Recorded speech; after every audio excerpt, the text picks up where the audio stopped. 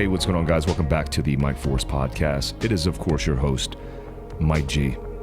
I hope you guys are having a good weekend so far, a good week so far. Got a lot to talk about. First, let's talk about rally.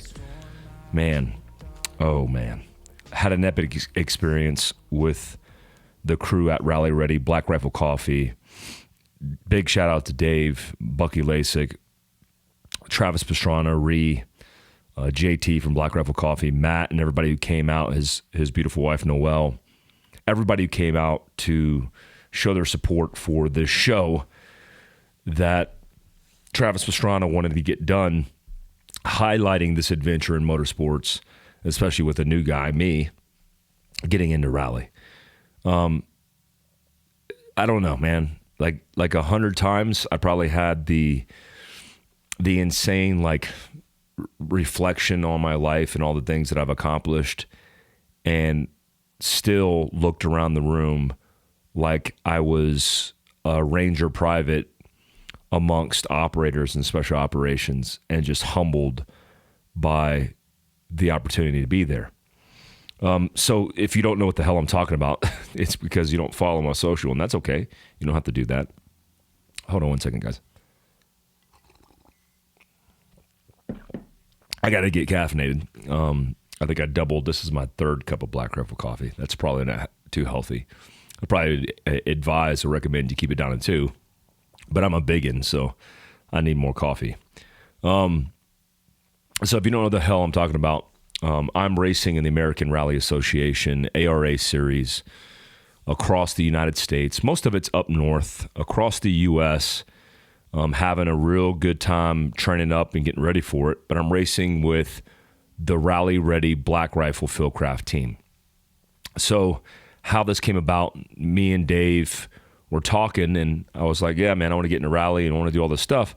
And he's like, oh, that's funny because Evan and JT and all those guys are getting into it too. And I was like, what? Why didn't Evan tell me that? So I made some phone calls, and long story short, got put in the position to drive the Black Rifle Coffee car this year. As you know, next year I hope to advance into a more better car, but you shouldn't do that out the gate. Good recommendations and advice from all my tribal mentors, including Dave from Rally Ready, who's like, man, you just don't want to be that guy. You don't want to show up and be in a kitted out $700,000, $500,000 race car and send it. You want to show up and you want to work your way up through the ranks and to the top. So I'm on that train. That's what I want to do. So Black Rifle Coffee graciously gave me their vehicle to test and evaluate, which I've been doing, and then got the opportunity this weekend, or this week, it wasn't a weekend, this week, to train with Travis Pastrana, his co-driver, who's one of the best co-drivers in the world. Her husband is Ken Block's co-driver, Alex. So all of this stuff coming together, they're like, we need to do a show. And that show needs to highlight kind of this experience and all the things that we're doing, but the motorsports team, like the grassroots of it, because we need to get people excited again about motorsports. I mean, for me, it's like, get people excited to do anything besides sit in their home and scroll their cell phone. So we knew we were going to put together a show. I just didn't realize that I was going to get the opportunity to sit down with Travis and and all these experts, Bucky Lasik, Tom from the UK, Toodle Pip Tom. If you're listening to this, you probably don't listen to podcasts. They don't do that in Britain, but it was a joke. But I'm basically mentored by the best in the world. And I got to focus this week on technical training, including the recce. Man, if you don't know rally, it is one of the most beautiful and complex sports in the world. I mean, it is fascinating. It is mind-blowing how amazingly detail-oriented you have to be in order to be successful. Like, Travis doesn't show up and race his Vermont sports car, spec car, and just win. That's not how it works here. You have to show up. You got to put in the hard work. You have to pay attention to detail. You have to do the recon. You have to do the land navigation. You have to do the timing advances. You have to do all this coordination to ensure you're successful, and it's not just given to you. So the communication between the co-driver and the driver is just like sniper operations. And, I won't bore you to death with all this stuff, but it's so neat to see, man. It's rad. It's super cool stuff. Got the opportunity to gift Travis Pastrana a SIG Sauer pistol, a P320 custom that was built for him specifically, highlighting his rally number from motocross days 199. It's so cool to see that. And he asked me to train him as well. That wasn't even part of the script for the show. He's just like, hey, man, can you train me? I'm like, yeah, I would love to. And I did that as well. So all rad stuff. Lastly, we got to go to Subaru in Austin and hang out with the crew there. And what I loved is nobody knew who the hell I was, right? Because my genre is very narrow, very specific. Everybody knew who Travis Pastrana, Bucky Lasik, and Dave were. It was so rad to see that. And sitting back kind of as a spectator to all this magic that's taking place, it's all because of the hard work of the key players from Black Rifle, Rally Ready, and Fieldcraft Survival. It's a beautiful thing to witness, and I'm super pumped about it. And you could experience this not just on social and YouTube and all the elements that we're releasing in different mediums, but you could come out and actually shake our hands, drink coffee with us and Pastrana, and get swag, get gear, but watch us race. Our first race for the ARA series, the American Rally Association series, is going to be on March 18th and 19th in Salem, Missouri. We have Recce on the 17th, we have the race on the 18th and race on the 19th, and then I'm popping smoke on the 20th. But please come out and see me. It's going to be so fun. We'll have Black Rifle coffee for free out there. You could drink coffee with us and shoot the shit. It's going to be rad, man. Let's talk about a couple highlights before I talk about the meat and potatoes of this. Training, Fieldcraft training. So Fieldcraft training, if you've never trained with my company, Fieldcraft Survival, we do training all over the United States. We're everywhere. I mean, we do a lot of courses, survival, first aid, tactical courses. The list goes on. It's a lot. One of the things that we started doing is reducing the prices, or we have a plan to reduce the prices all across the country as we increase the volume of these training courses throughout the U.S. We're going to saturate these areas, making it available, but also we want to be cognizant of all the issues that people are dealing with, including financial woes. We looked at the market, we looked at the volume, and we decided to create a couple brackets of reduced pricing for you, depending on what it was. I mean, if you come train with me, it's going to be expensive. I mean, my time is just as valuable as my instructors, but I'm focused on running a business, which if I take away from that, I have to compensate for that. And so I've been training law enforcement, not even advertising it, for free for the first couple months of this year. And I have to increase my prices as a civilian instructor, or for civilians as an instructor, but expect that from me. My company doesn't have to do that. In fact, Sean Kirkwood and Kevin Owens called me and was like, hey man, we want to reduce prices. We want to get people better access to training. And I'm all on board with that. It's a business plan. We got to be profitable. I expect that from my company at this point. But we also like to give back and help you guys out. Fieldcraftsurvival.com. Check out a training schedule under the training tab. We're all over the place, guys. And look, no instructor that I put in front of you is going to be a lone wolf. He's not going to be a rebel. He's going to be from our culture, from our teaching our period of instruction, and be the right guy or gal for the job. I also want to talk about this backup iron sight debate. A lot of people have been asking me since I've done the AR-15 podcast about backup iron sights and like, why would you not run it? And that's not right. You should never do that and blah, blah, blah. I get it. I get it, especially legacy arguments without context. Let me give you some context. So one, if you're using a gun, a carbine, and an AR-15 for long range, you're using a variable optic. You're using variable magnification so you could range at distance. Hold on one second. Let me get some coffee, guys.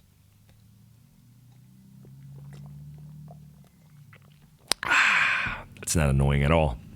So you're using a variable optic to take advantage of the holdover references in the reticle, but you're also using the variable magnification to PID, identify the target, shoot the target, and then follow up with a follow-up shot through the reticle, observing where you need to reference the adjustment.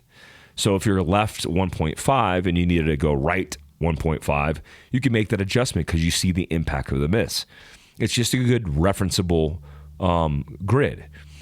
The issue with backup iron sights for long-range optics that are variably magnified, you have a reticle. You don't need a backup iron sight. Like I see guys running variable magnification or reticles or even varmint reticles like VMRs or whatever those reticles are called in their scope. Even if it's not variably magnified, guys are running backup iron sights.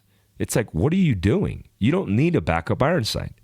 So one of the inherent issues is if we take a short gun and a shorter gun, let me get a gun for you right now. Oh, actually, I don't have one in front of me. I have a 300 Blackout by BCM and a normal gun with a Leupold optic on it.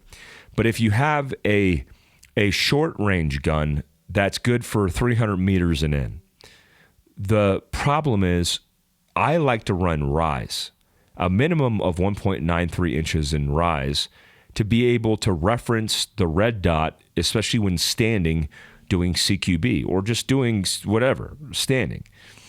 Most of your backup iron sights that are elevated, that are activated, where they're flipped up, you're not going to be able to see that front sight. So another inherent problem with me with this problem is I don't like QD detached or QD attached optics. So a lot of people run quick detach or quick attach, bad lever kind of optics where you could put it on and off manually. I like using Allen keys. I like using Loctite. I don't like doing anything but locking it down permanently affixed to that gun, which would also mean if I need to use my backup iron sight and the objective or ocular lens, the lens of which I view the red dot, cannot see the iron sight, I would have to take off that optic off my gun. Well, that's not happening. That's not going to happen. So what is the option? Well, another option is you raise the backup iron sight off the gun and then you reference it. Somebody asked me a question on DMs, and this is how I accumulate these questions because I reference some of these that I want to talk about, and said, hey, one of my sergeants says, like, just use the objective lens as a point of reference and then shoot. You could do that, especially at short range distances. And I'm not telling people there's not a solution. I just don't really know of the solution. And I've also never seen these optics fail that would justify a backup iron sight. I do run a couple guns, depending on the setup, with a backup iron sight on the front, right? But I don't want to run a rear, and I could use the objective, or in this case, the ocular lens that I look through to see the front, to get a lineup on the target. So if my sights went down, I still have a point of reference between the rear of my gun and then a point of reference with the front of my gun. But remember, generally speaking, that red dot is center of your ocular or objective lens, your scope. So if you have just about center, I'm not saying that you need to do CQB without a red dot. I'm saying it's rare to fail. It doesn't make a lot of sense to run backup iron sights if they don't mate up with your optic in the first place. And you would have to raise them on rails. And that's dumb. Anyways, I will do a YouTube video on backup iron sights talking about this debate, and then also shooting a couple solutions to see, hey, does this work if I don't have a backup iron sight? Also, backup iron sights are clunky. Most of the gunfights that happen in self-defense or officer-involved shooting-wise happen at night anyway. So you would have to have all of this ideal circumstances in order to use it and for it to be effective. One question would be, all you guys who advocate for backup iron sights, do you run a True Glow or glow-in-the-dark night sight as your backup iron sight? And the answer is no. You're checking the block. You're virtue signaling over an iron sight. That's dumb. Just don't do that. I also got a question about confronting somebody who is stealing. There's been a couple of videos of people confronting people, this stemmed actually from a DM, same context as the last question, about like, hey, if somebody's stealing, what should I do? Because I had this situation where this guy went to confront somebody, and they followed the person because, excuse me, they witnessed this person steal their neighbor's bike. And when they confronted them, that person had a gun. So remember, like, let's just say they're stealing the bike. If you're confronting them and they think that their life's in danger and they pull a gun, they have a good argument to defending their life, especially if you follow them. We just went over this in case law with the last politicized issue where these three men followed this young African-American man, like literally a boy, who came out of a construction site, and they chased him down. Are you going to chase somebody down and confront them? And what is it worth? So my answer to this is simple. I'm always prepared for confrontation. I'm not confronting anybody, especially a criminal, especially one that's jacked up on adrenaline because you caught them red-handed stealing something. I'm not going to confront them without a firearm. Like, on my person. I'm not confronting them like at gunpoint, but I'm not going to confront them without a firearm. I also look and weigh the mitigation of risk, where what can I do to not have a situation where I'm confronting somebody, they stole a piece of property, and they wind up pulling a gun on me. And then I have to defend my life and end up taking their life in self-defense. That's not worth it to me. It's just not. Like, if I see a guy stealing my car in my driveway, I don't care. Steal it. You want to steal it? That's what insurance is for. Now, if somebody is in my garage, right? That's different. If somebody's trying to break into my house, that's different, because I'm thinking about self-defense and defending my family, and that's where I draw the line. So, for what it's worth, avoid the confrontation. Let people steal the property. Confronting them is a thing. Depending on the circumstance, I might confront somebody as well, but I'm prepared for the confrontation. So I have a pistol in person because I know, man, if I confront them and they escalate force, I have to be able to back that. So I will most definitely ensure that I have that set up. I didn't talk to you guys about it, but I was just with GBRS, and we did a crap load of content that's going to benefit you guys. DJ and Cole from GBRS were here. Podcast CQB. We did single man CQB with carbine. Dude, it is going to blow the internet up, but it's going to be super advantageous for you guys to tune into that. That is going to be on the Fieldcraft Survival channel, and hope you guys stay tuned to that and suck up all that content, because it's going to be fun. Suck it so good. I'm sorry, I just got weird. Let me just drink a little coffee. I'm still sleepy. Yes. Okay. Somebody asked me another question. This will be the last one. Oh, actually, you got two more. Somebody asked me another question about, actually it was Brandy, my friend Brandy. Her mom asked a question about Afghanistan and Iraq. Was it worth the fight? Given all that's happened now, was it worth the fight? So part of me, because I have such close connections to people that I've lost in war, I always want to say, yes, it was worth it. But I also don't want to blow smoke up your ass.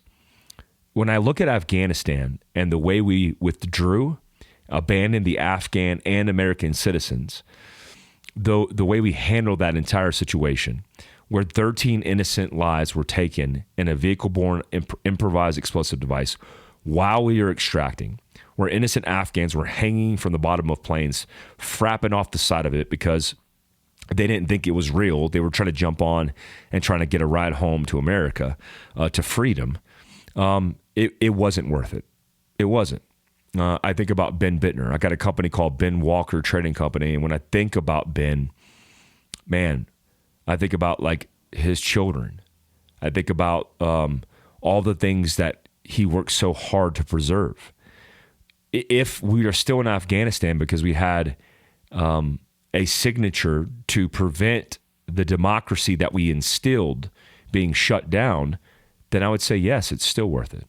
Like Ben's life, although it was tragic, all the lives of the men that I know we lost in Afghanistan, it was worth it because we're still preserving freedom. And that's the key. Preservation is just not a one and done. It is a sustainable plan that's flawlessly executed, understanding that things are going to fall apart. But it's that commitment to that, to stay the course.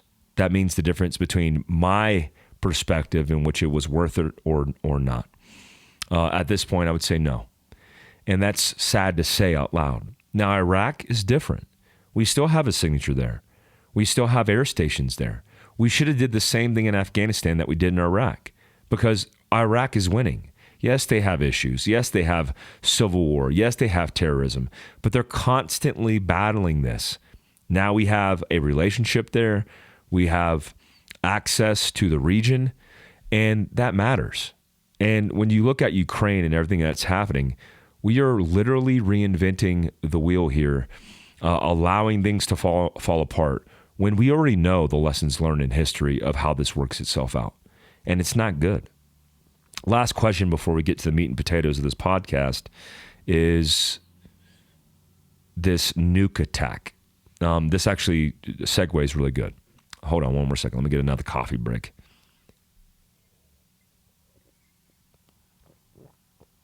Hey guys, if you don't follow Black Rifle Coffee, make sure you do so. If you don't support Black Rifle Coffee, make sure you do so. You got consumer options and choices. I remember I heard, because I certainly don't track it, that one of the employees that I fired, a couple of the employees actually that I fired, one for, well, I don't want to put their business out there, but basically being super unethical and just being dumb. They were talking crap about the company and me because they said that we were propagating cancel culture because of this Carhartt thing, where Carhartt and the CEO, after the CDC said, or after the Supreme Court said we shouldn't be mandating this because it's a matter of protecting individual liberty and rights, including the right to protect your medical information. And they enacted a vaccine mandate in the company. And I said, I'm getting rid of all of my Carhartt. And I did. I'm wearing cool right now. I'll wear cool because I like cool, but I will get rid of all the Carhartt. And that's a consumer decision. That's not a cancel decision. Cancel culture, just for the education of these dummies, is canceling and propagating the voice to cancel a company to be shut down. As a consumer of a company, as an individual, or even as a CEO, I will say that if you violate your workers' rights, and it's funny because this guy that used to work for me was all about this, and now he's like, you're propagating cancel culture. No, I didn't try to. One, nobody gives a shit about me. I'm nobody on the planet Earth. I'm just a dude who owns a business, a very small business, and middle America. But you look at a consumer choice, that is up to you. You could choose what you want to represent. You could stand behind companies that represent your values. So that's not cancel culture. Black Rifle Coffee represents those values for me. Why? I work intimately with Black Rifle Coffee. I see the inner workings of everything that's taking place. I understand the key players. I understand the value. I understand the future of everything they're trying to provide, including employing 10,000 veterans. That is a big impact, including having fun, inspiring people to get off their ass and live their life, right? Matt, JT, Evan are the best people on the planet. And when I have an option between Starbucks, and I'm guilty of getting Starbucks depending on where I'm at, they didn't actually have a mandate for vaccines. I go into Black Rifle Coffee over it because I want to make smart consumer decisions. So big shout out to Black Rifle Coffee. Anyways, that was a tangent. Got excited about those dummies. So this nuke attack. let me give you some context about this nuke attack. When I was in the infantry, earning my expert infantry badge, actually it was before that, basic training.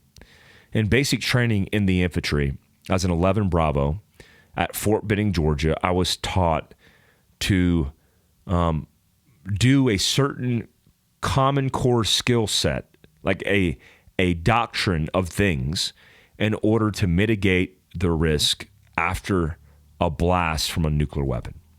So in the protocol, in the doctrine, in the field manual, it will tell you if you see the explosion, there's even good pictures of it in the manual. If you see an explosion, you need to turn around, cover your testicles, lay on your stomach, covering your testicles, and keep your head in the dirt. That's literally the Common Core skill set and task for reacting to a nuclear explosion. I need to find that just so I could post that, because that's literally what it is, like verbatim. And we used to joke even in, because you had to don your mask. That was one of the things you did in MOP level 4. You don your mask. You didn't have to get in a MOP level gear because they probably knew it didn't matter. If you're exposed, if you see a nuclear blast, it's likely that you're just doing that to kiss your ass goodbye. It's just silly. Like the fact that your hand, it's like a mask thing, right? The fact that your hand covering your testicles is going to protect your testicles from a nuclear blast or anything, that's funny. I don't know. I guess if I die from a nuclear blast, I would want my hands on my junk. I just want to go out like a boss, and I guess that's the best I can do. So what are my thoughts on nuclear blast? Well, there's a whole bunch of evidence. There's a whole bunch of information about this because a lot of people have experienced this thing from nuclear blast, including after Chernobyl, including after Japan's, after the 2 bombs we dropped on Nagasaki and Hiroshima. So it's never good. Post-blast radiation is the killer. Whether it's cancers, burns, mutations, it is not good. So there's not a good picture to paint here. The best thing that you could do is displace yourself as far away from the center of the blast as possible. And I'll keep it that simple. This transition and segues into our discussion about what I believe is what's taking place right now is World War III. We are currently in World War III right now. Right now, day 10 of the Ukrainian and Russian war, there's a whole bunch of issues that are going on right now with this thing. But here are some things that you should know. Ukraine, that is not a NATO ally, America and all the NATO allies have completely turned their back on Ukraine. Now, speaking from somebody who's worked for the Central Intelligence Agency, I have to believe that we're doing proxy type support of the Ukrainian people and the military in order to reduce casualties and assist them in combating what's taking place. Is that going to mean the difference between success and failure? Well, it depends on what you define as success or failure. So success is winning a battle against Russia. For some people it is. Is failure seceding to the Russians? For some people it is. Right now they're trying to negotiate at the same time there's a ceasefire, at the same time there's fighting going on between Ukrainians and Russians, between the soldiers on the ground. So you have this geopolitical strategic plan of attack, and then you have guys on the ground that are actually going through it. A 40-mile convoy of Russians that are stalemated right now, that are stopped, camping at the mercy of Russian interdiction of attacks via their air power and their guys on the ground, and Ukrainians' insurgency against them. Currently, there's estimates of 16,000 foreign fighters who have flocked to Ukraine to fight in this war. Ukraine is the size of Texas. So imagine 16,000 people flocking to Texas from surrounding states to fight against the Russians. That's what's taking place right now. I posted a couple things, including the talk about how successful we are on this planet right now. More opportunity, more wealth, the best place and time to be in human history. And here we are handing Ukraine to Russia on a silver platter. A lot of people have the opinion, because I've read them, especially for my specific post, that it's not our war to fight. So let me take you back to my childhood. When I was a young child growing up in Daytona Beach, Florida, I went to middle school in Daytona Beach. The early years I lived in Germany, where my dad was stationed. And then I spent a period of time, 5-6 years in Florida, in Daytona Beach, and 5-6 years in North Carolina. So split the difference. That's why I got a farmer's tan and I got a country accent. So when I was in first grade, second grade, third grade, there was bullies all over the place. If you grew up in school during that time period where there's no cameras, no awareness, bullying was just a thing. You lived it every single day. I was a big kid in elementary school and in high school. I'm 6'1", 230 right now, and I've been that big since I was 10th grade. I mean, I had a growth spurt that hasn't really grown since then. But I remember in elementary school, kids getting picked on and asking me, Mike, can you protect me? Even paying me. I joke and say it was my first contracting gig, but even paying me to protect them. I was the victim of bullies at some point. I remember getting pushed against a wall and my lunch money getting stolen.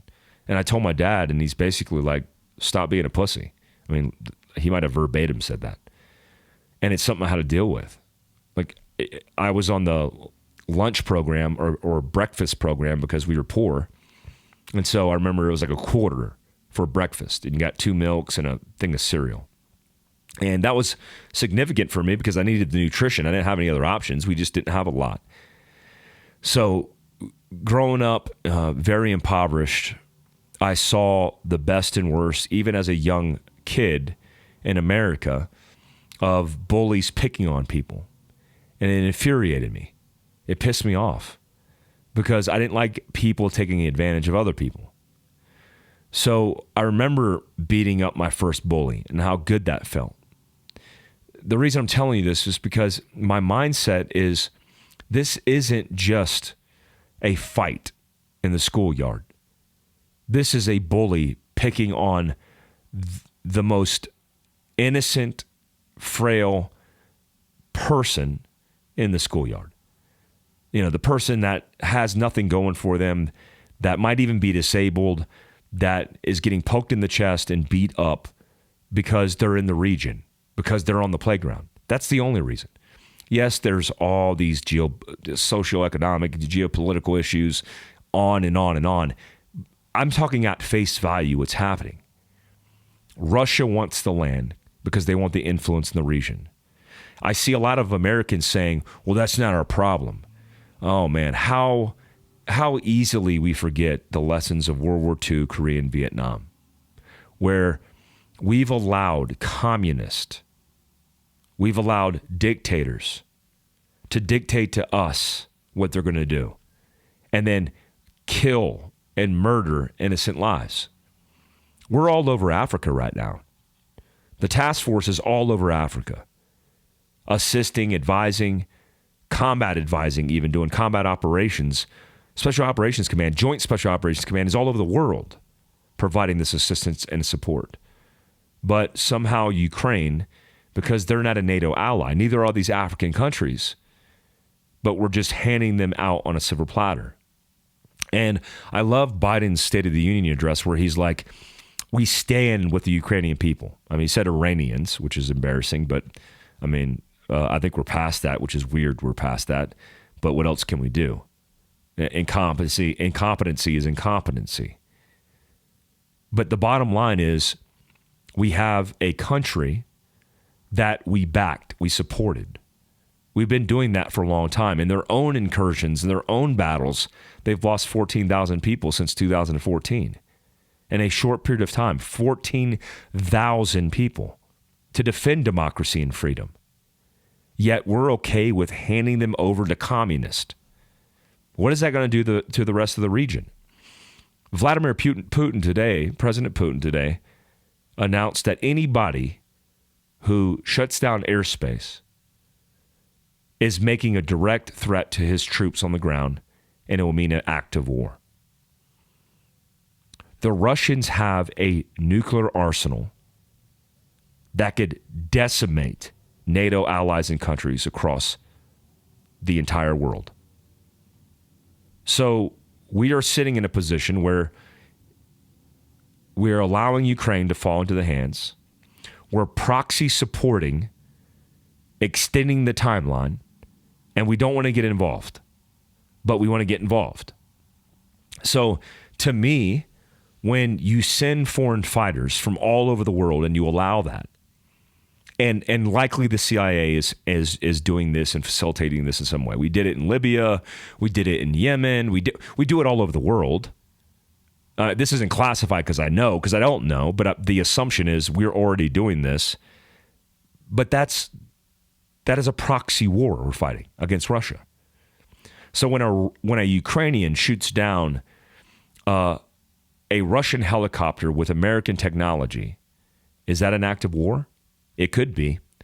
You better believe in a period of time, in short order, they will discover either they will kill American foreign fighters or other countries' foreign fighters, likely many foreign fighters, and they will determine that they were supported by the governments of those countries and look at it as an act of war. So what does that mean? It means, guys, we're on the cusp of a world war declared, but we're already living it. It's interesting because it takes me back to the original days of Iraq when, I did 5 combat rotations to Iraq. The first largest population of foreign fighters that we were fighting were from Saudi Arabia. Saudi Arabia. The number one foreign fighter that we were fighting on the battlefield in Iraq was from Saudi Arabia. It's a fact. The second, Libya. The third, Saudi Arabia. The fourth, Libya. What happened with Libya? Well, the CIA supported the rebels that became insurgents to collapse the regime. Gaddafi was killed. And we created a power vacuum. And now what does it look like? It looks like a rogue state. So when you take the formula of Iraq and the foreign fighters that were on the battlefield that we were fighting, if you build it, they will come. We opened the real estate. They came and we fought for years. This could last for years until Putin decides that this is a sanctioned war, proxy war, and then goes after and targets the countries that are providing that support. They're already looking at Poland right now. A very short-ordered worst-case scenario is if Poland's discovered to be supporting foreign fighters with weapons and munitions that are killing soldiers from the Russian army in the battlefields of Ukraine, on the battlefield of Ukraine, they'll go after Poland. They'll send a ballistic nuke into that area and start hitting strategic targets, and then we'll be propelled into a war because then we'll be forced to respond. And where does it end? I don't know. See, here's where we failed and where it's not too late. The President of the United States of America is the leader of the free world, including Ukraine. Free world. The United States of America, according to my opinion, based on my many trips to war and understanding all these issues and the complexities of them, we should be standing behind democracy, not communism, not socialism, but standing behind democracy. Because every state, country, government, and peoples that are converted, that are collapsed in democracy and stood up with dictatorships is going to ruin our world. This isn't for our generation. This is for the next generation. We have to preserve it. It's our responsibility. So for all those naysayers who sit on the playground and just watch bullies beat the hell out of all the little schoolgirls on the playground, what are you going to do about it? Nothing. You'll do nothing about it. Because you're like one of those naysayers who goes, we got more issues to worry about. Do we really? Do we have a lot of issues? Are we, as a community, I just posted this thing from Vice News. Are we building sandbags and embedding PKM machine guns into these sandbags to ensure that we can protect our city block because our families are in buildings that could be decimated by the Russian Empire? Are we living those kind of lives? Do we really have it that bad? It is the responsibility of the American people and the President of the United States to stand up for countries like Ukraine. Now, does that mean full-scale war? No, because there's other tactics here. But it means paying attention.